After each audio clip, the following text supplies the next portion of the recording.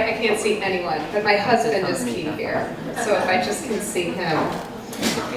Yeah, so I'm a gynecologist, and my day job involves sort of using the tools of science and medicine to help women with cancer, especially, recover their sexual function after cancer treatment. And this is more in the realm of the art of medicine, but when I'm talking to couples, I suggest sometimes, find something you love to do that gives you joy that's not sex, like dancing. And it occurs to me tonight that live lit might be another thing couples could do, because there's no better joy than laughter. I mean, sex or laughter, you take your pick. So maybe this has something to do with my story tonight. Should I say it again? Sex or laughter? It was June 1990. I just graduated the University of Michigan.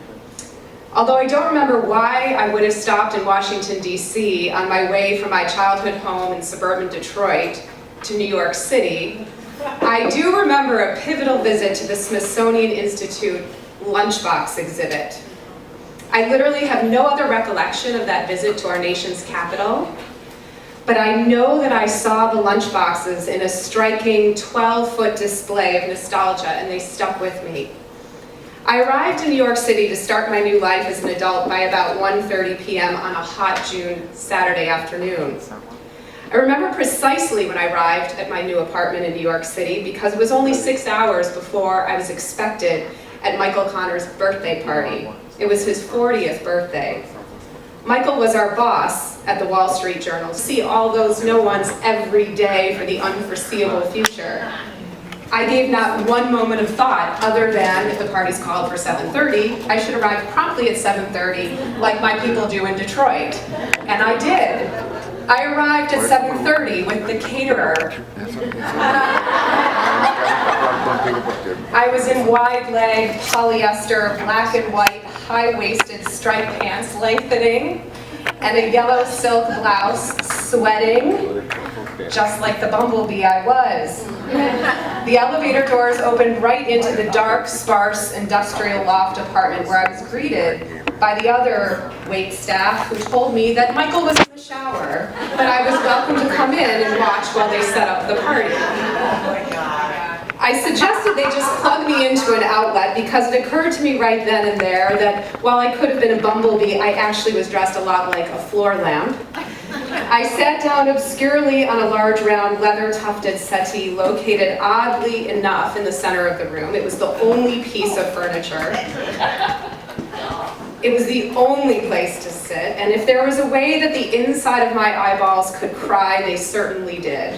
This was really a rude and painful awakening to life as an adult.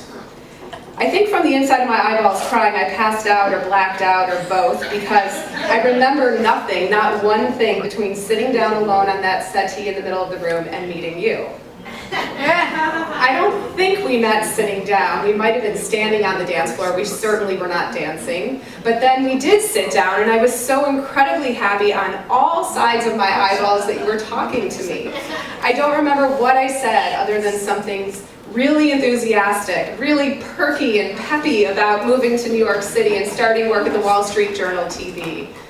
But I do remember you telling me I was far too perky for your liking. You might have told me that in actual words, or maybe with a certain kind of scowl or mocking body language, or you might have told me later, but either way, I could see it in your eyes, and I didn't care in the moment, because now I was a bumblebee or a floor lamp or whatever, and I seemed to have a friend.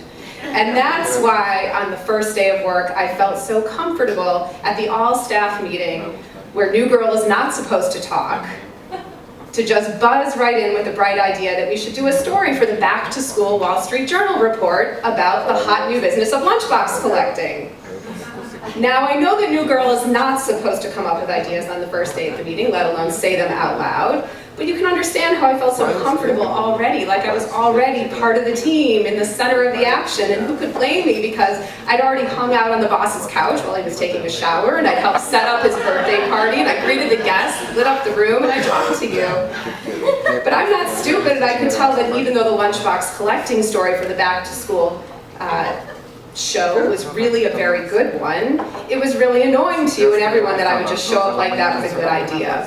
It was probably even annoying to Michael Connor, but annoying or not, he needed a story this week, and my idea was it. And just my luck, or was it your luck, he assigned you to work on the story with me.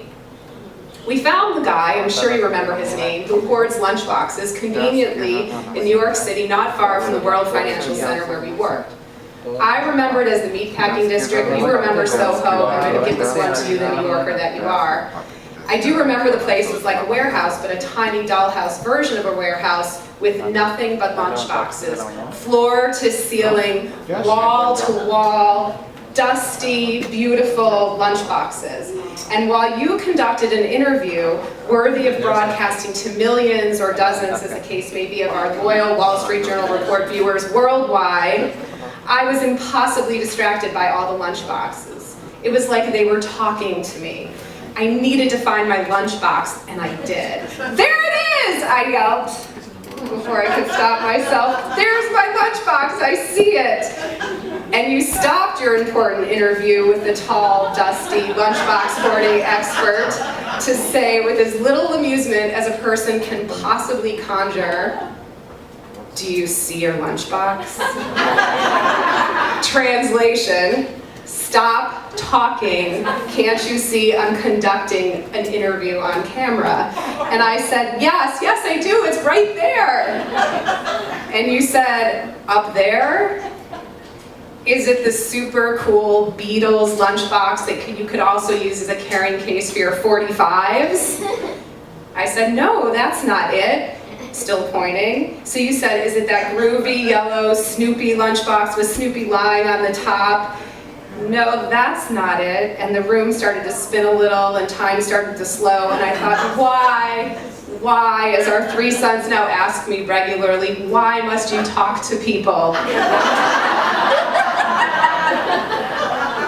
This is where we'll circulate the image. It's the one between Snoopy and the Beatles. So you looked at me and you tried not to laugh because you were really pissed at this whole situation, this whole problem with the lunchbox collecting story that was the perky, annoying New Girl's idea. And while you tried to remember if New Girl was from Michigan or Minnesota, your brain played a brief movie about what it would have been like if you knew this girl in school carrying this lunchbox. And when I said, it's the one that looks like it's made of blue jeans, the one with the worm peeking out of the apple, and the worm is saying, hi! Your eyes smiled in betrayal of your overall effort at an ornery, aloof, irresistible New York disposition. And you thought to yourself, I was either really funny and wonderful because I was not embarrassed about my high lunchbox, or that I was dangerously insane. Either way, I reminded you of your mother, who you loved more than anyone. And then you laughed. All of you laughed really hard, and then I knew I would love you forever, and you would love me, and you looked at me and said, hi.